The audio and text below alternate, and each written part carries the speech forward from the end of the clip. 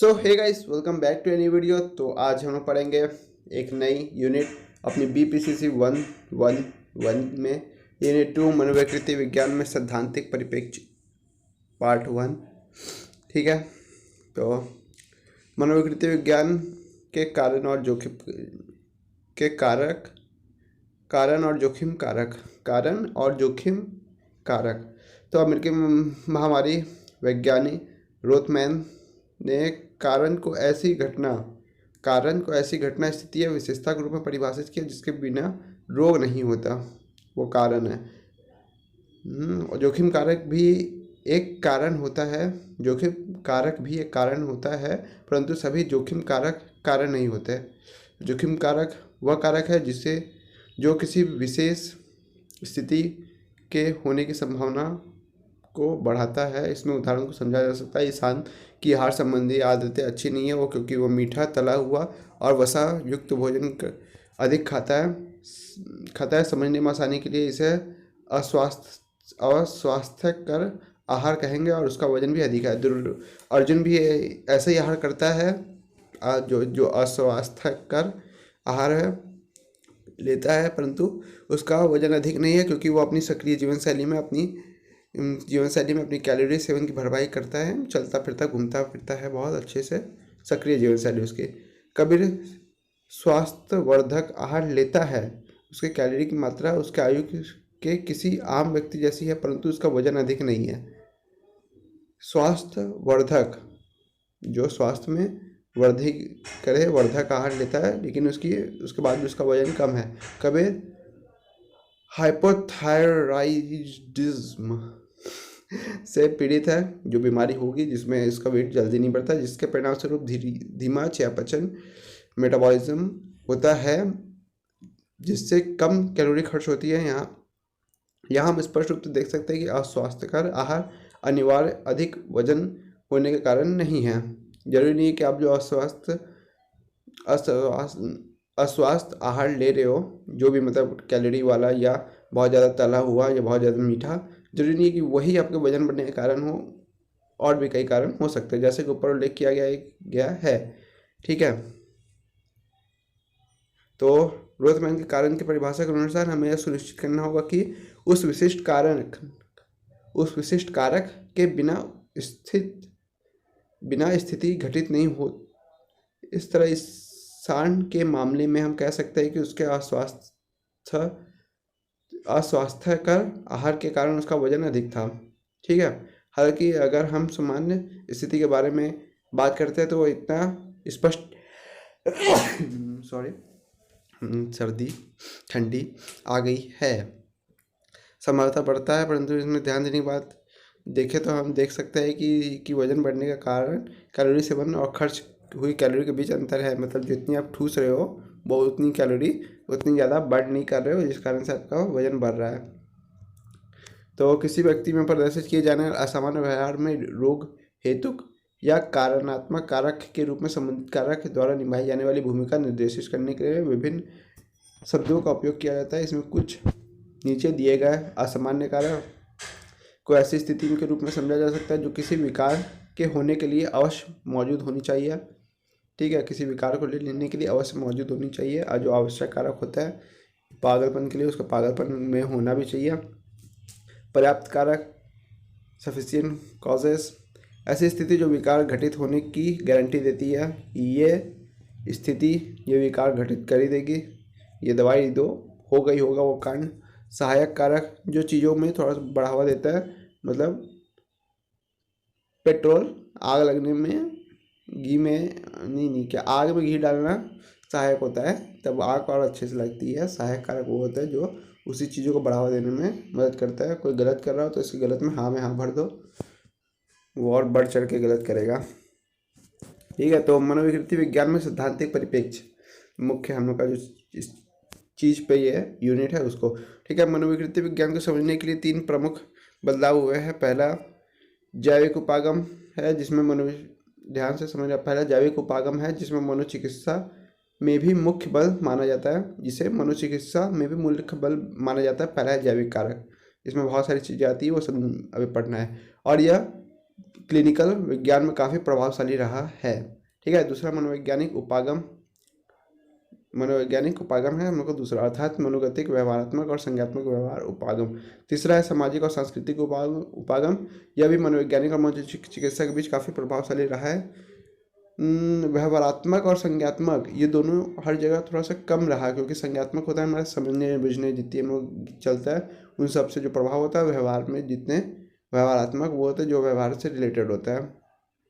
लेकिन जो हमारा समाज द्वारा जो भी चीज़ें बिल्ड होती है बहुत पॉजिटिव और बहुत लॉन्ग टाइम तक चलने वाली चीज़ें होती है। फलाना अंकल ने हमको वो कहा, दादाजी हमारे ये कहते थे, वो चीज़ें ये चीज़ें समाज से बहुत लंबी चीज़ें सीखता है। और क्या बोलते हैं, जो पहला था जैविक उपागम, मतलब जो हमारे जेनेटिक्स में होता है।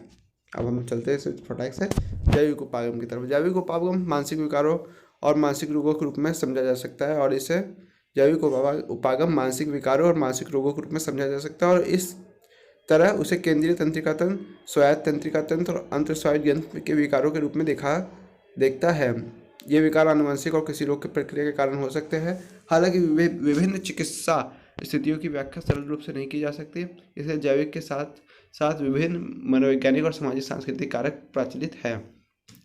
तो हम लोग ने BPSC 102 में भी जैसा पढ़ा था कि बहुत सारे जब जैविक उपागम विधियाँ होती है, उसमें बहुत सारी चीज़ें होती है, ग्रंथियाँ होती है और आनुवंशिक चीज़ें होती है। तो न्यूरोट्रांसमीटर और हार्मोनल असंतुलन जो मानव शरीर तंत्र के निर्माण के खंड के रूप में कार्य करने और न्यूरॉन्स के जटिल नेटवर्क से बना हुआ है। वह मस्तिष्क से पूरे शरीर और पूरे शरीर से मस्तिष्क में सूचना प्रसारित करता है। मस्तिष्क के प्रभावी ढंग से कार्य करने के लिए न्यूरॉन्स एक दूसरे से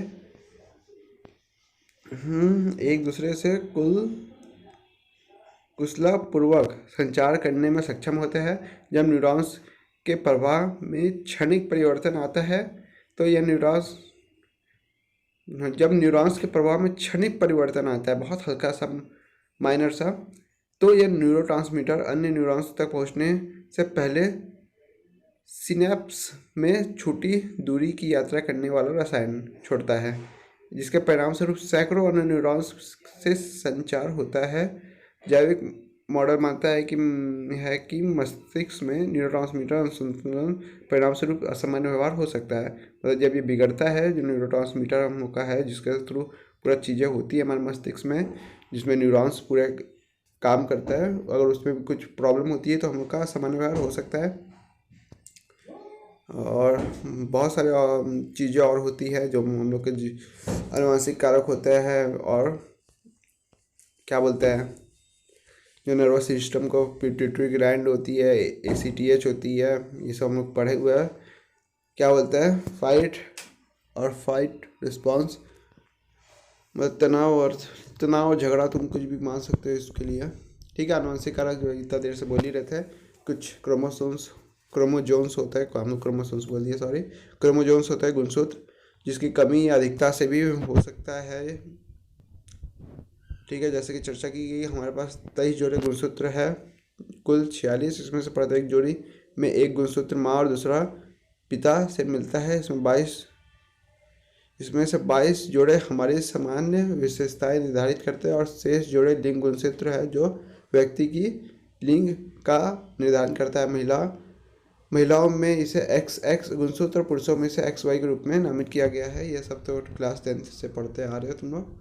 ठीक है, इस संदर्भ में जीनोटाइप और फेनोटाइप नामक दो शब्दों की चर्चा की जाती है। जीनोटाइप व्यक्ति की सफल आनुवंशिकी वृत्ति और सामान्य जुड़ाव, बच्चों के अलावा कोई भी व्यक्ति सामान्य वृत्ति से जीवन शुरू नहीं करता है। फेनोटाइप में जीव में अवलोकन योग्य विशेषताएं शामिल होती है जो पर्यावरण से जीनोटाइप के परस्पर प्रभाव के परिणामस्वरूप होती है। दोनों चीज़ों का आवश्यक होता है। Phenotype, genotype. अब आ गया हमारा स्वभाव हमारा बिहेवियर। ठीक है, स्वभाव हमारी व्यवहारात्मक प्रणाली में स्थिर, जल्दी दिखने वाली और व्यक्तिगत अंतरों को संदर्भित करता है, जिसमें शारीरिक रचनात्मक आधार है कि भाई कोई जब तुम मिले किसी से, तुम्हारा स्वभाव कैसा रहा, तुम उससे मिलकर खुश रहते हो, नहीं होते हो, तुम्हारी शिक्षा में कैसा स्वभाव रहता है क्या। ठीक है, मस्तिष्क शिथिलता और तंत्रिका प्लास्टिसिटी, कंप्यूटेड टोमोग्राफी, CT, जिसे CT स्कैन और MRI, ये सब जो चीज़ें होती है जिसके थ्रू आपके मस्तिष्क की क्या बोलते हैं उसकी स्थिति और उसमें ऑक्सीजन के द्वारा और अलग अलग चीज़ों के द्वारा किसी में किसी रॉड के थ्रू, किसी में बड़े चुंबकीय गोले में के थ्रू अलग अलग तरीके से मस्तिष्क की क्रिया को देखा जाता है और कौन से हिस्से किस प्रकार कार्य कर रहे हैं और कौन कौन से हिस्से सक्रिय है, ये सब चीज़ें पता की जाती है। तो जैविक परिप्रेक्ष्य पर प्रभाव। ठीक है, अब आगे हम लोग का मनोगतिक उपागम। मनोविश्लेषणात्मक परिप्रेक्ष्य का उद्भव सिगमंड फ्रायड के शोध से हुआ। इसके लिए अचेतन मनोवैज्ञानिक प्रक्रियाओं की भूमिका पर बल दिया जाता है। उदाहरण के लिए ऐसी इच्छाएं और भय जिसके बारे में हम पूरी तरह से अवगत नहीं है। इसमें यह माना जाता है कि वयस्क व्यक्ति चाहे सामान्य या असामान्य हो, उसके व्यक्तित्व के आधार पर व्यक्तित्व को आकार देने में बचपन के अनुभवों की महत्वपूर्ण भूमिका होती है। अब अगर एक कुत्ता से अगर बचपन में ही एक इंसान डरता आ रहा है तो बड़ा होकर भी वो कुत्ता से डरता रहेगा। ठीक है, तो मनोविश्लेषणात्मक क्या है यार, मनोविश्लेषणात्मक परिप्रेक्ष्य तब तक काफ़ी विकसित हुआ है और अब इसके नए और अधिक नवीन उपागम शामिल है और इसमें मनोगतिक उपागम और इसे मनोगतिक उपागम कहा जाता है। फ्रायड के मनोविश्लेषणात्मक सिद्धांत चेतन, अचेतन और अवचेतन, चेतन, अग्रचेतन या अवचेतन और अचेतन के तरह है। चेतन हम लोग का वो मन होता है जहाँ हम आपको बोल रहे हो और आप सुन रहे हो। ठीक है, अचेतन वो हो गया जहाँ हम बोल तो रहे लेकिन आप कुछ और सोच रहे हो, अलग ही सबकॉन्शियस माइंड में कुछ और चल रहा है, पीछे घर की कुछ बात या कुछ फ़ोन से रिलेटेड या कुछ भी चल रहा है। और अचेतन वो होता है जहाँ हम ना बोल रहे हैं, हम बोल रहे हैं लेकिन आप ना सुन रहे हो ना आप पीछे कुछ सोच रहे हो, लेकिन आप सोए हुए हो या ऐसी अवस्था में हो जहाँ आपका अनकॉन्शियस माइंड आपको कुछ दिखा रहा है या आपको कुछ प्रचारित कर रहा है, जैसे एक ड्रीम हो गया। आप सो रहे हो लेकिन आप तब भी आपका अचेतन मन आपको कुछ ना कुछ बताता है। और अचेतन मन जरूरी नहीं कि सोने पे काम करे। अगर आप रोड पे चल रहे हो और आपकी तरफ कुत्ता आया और आप किसी बात में हो या हमारी कोई बात सुन रहे हो या आप किसी अपनी थिंकिंग में हो, तो वो आपको उस स्थिति में तुरंत दौड़ने में या हटने में या गाड़ी आने से बचने में चीज़ें में तुरंत एक्टिव कर देता है और बहुत सारी घटना में बचाता है। और जो क्या बोलते हैं अवचेतन मन होता है जहाँ जो दिया हुआ है वो आपको अलग अलग तरीके की किसी भी गलत धारणा में या किसी भी गलत काम करने से रोकने में भी प्रभाव करता है कि यहाँ ये बात बोलना है, यहाँ ये बात बोलना है, यहाँ ये बात बोलने से बचना है। ऐसी स्थिति में भी काम करता है। जैसे कि बता दिए, दुश्चिंता और रक्षा तंत्र, तुरंत किसी भी चीज़ से बचने में और किसी भी चीज़ में पीछे से बैकग्राउंड थिंकिंग में भी काम करता है। ये सब चीज़ें तो इसे बहुत अच्छे तरीके से समझाया गया है। इसमें और बहुत अच्छे तरीके से समझाया गया है, में हर चीज़ को दिया गया है ये कैसे क्या होता है। तंत्र दमन, दर्दनाक विचारों का सचेतन जागरूकता के प्रविष्ट होने के से रोकना, नकारना, किसी भी चीज़ों को कैसे नकारा जाता है, इसमें बहुत सारी चीज़ों को समझाया गया है। और कुछ है नहीं पानी इसमें समझाने के लिए।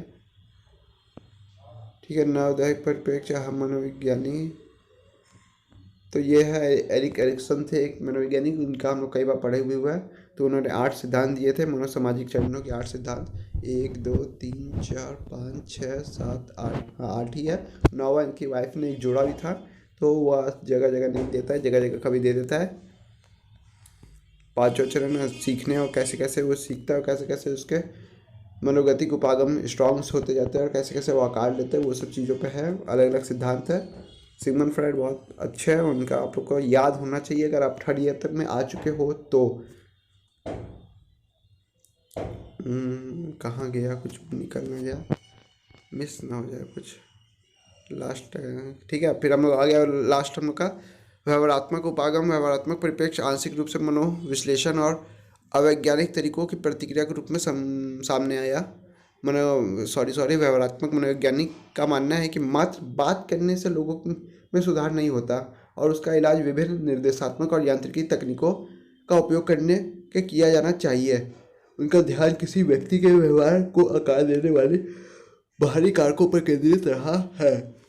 मतलब हाँ, नींद आ जाती है कई बार बोलते बोलते।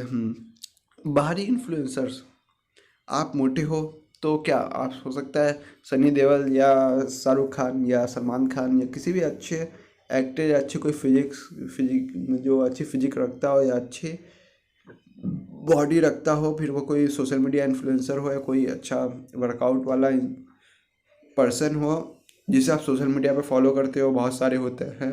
अभी आज के समय में जब हम ये वीडियो बना रहे हैं तब के समय में अंकित बयानपुरी नाम का है एक क्या सोशल मीडिया अकाउंट जिसपे वो अपने अंकित बयानपुरी नाम का एक बंदा ही है असल में, तो वो उसमें डालता है और आज तक का सबसे बेस्ट रहा है।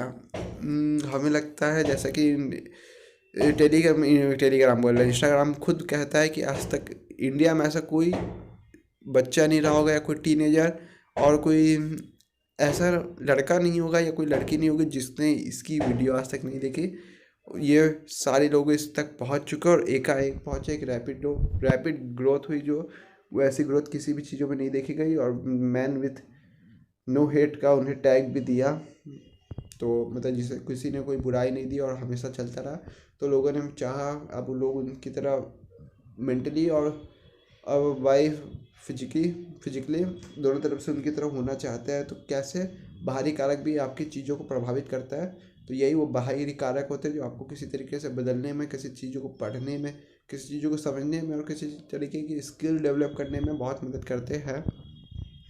तो परंपरागत अनुकूलन हो गया, बहुत सारी चीज़ें सांस्कृतिक रूप से हो सकती है जो आपके धर्म के ग्रंथ होते हैं, किसी में बाइबल हो, किसी में कुरान हो, किसी की गीता हो, किसी में भी आप उससे भी बहुत कुछ सीख सकते हो। आपको हिस्ट्री होती है जो उसमें जैसे महाराणा प्रताप हो गया, अकबर हो गया, बहुत सारे लोग होते हैं हर धर्म में, तो उससे लोग सीखते हैं। और इसी में बहुत सारी और होते हैं सामाजिक कारक, जैसे कि आपको पता चल जाए कि दिल्ली हाफ मैराथन में 25 लाख का फर्स्ट प्राइज़ था, तो आप भी आगे चल के रनिंग कर सकते हो और 10 किलोमीटर की रेस में पार्टिसिपेट कर सकते हो और 25 लाख का चेक पा सकते हो। तो पुरस्कार भी एक तरीके का आपको प्रभाव करता है आपके व्यवहार में। और अच्छी अच्छी चीज़ें जैसे प्रेरणात्मक अधिगम, जैसे कि हम बताएं कि जहाँ पर प्रेरणा मिलती है कि फलाना इंसान अच्छा करता है, इस फील्ड में अच्छा है, आप इस चीज़ में लो हो, तो आप उसकी तरह से प्रेरणा लेके अपनी फील्ड को अच्छा कर सकते हो, अपने आप को मजबूत कर सकते हो, उस फील्ड में एक स्ट्रांग पोजीशन पे आ सकते हो। ठीक है, संज्ञात्मक व्यवहारात्मक उपागम।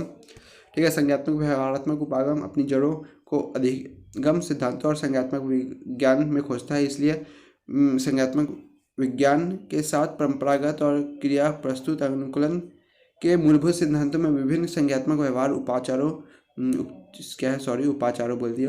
और आकार दिया है। संज्ञात्मक मनोविज्ञान में अवधान, स्मृति, चिंतन, नियोजन, निर्णय लेने आदि जैसे सूचना संसाधन से संबंधित बुनियादी तंत्रों का अध्ययन शामिल है। पारंपरिक अतिवादी व्यवहारात्मक दृष्टिकोण में मानसिक प्रक्रियाओं को महत्व नहीं दिया। इसके बारे में बडूरा ने प्रारंभिक संज्ञात्मक व्यवहारात्मक प्रकारों का उपागम विकसित किया और इस बात पर बल दिया है कि मनुष्य विचारों नामक आंतरिक प्रतिक्रियात्मक प्रक्रियाएं द्वारा भी व्यवहार को नियंत्रित करते हैं। ठीक है, मनोबंध और सामाजिक विकृतियाँ कुछ खास नहीं है। नकारात्मक सोच, व्यवहार, मूल मान्यता, मनोबंध, विचारों का स्तर, संज्ञात्मक व्यवहारात्मक उपागम का प्रभाव।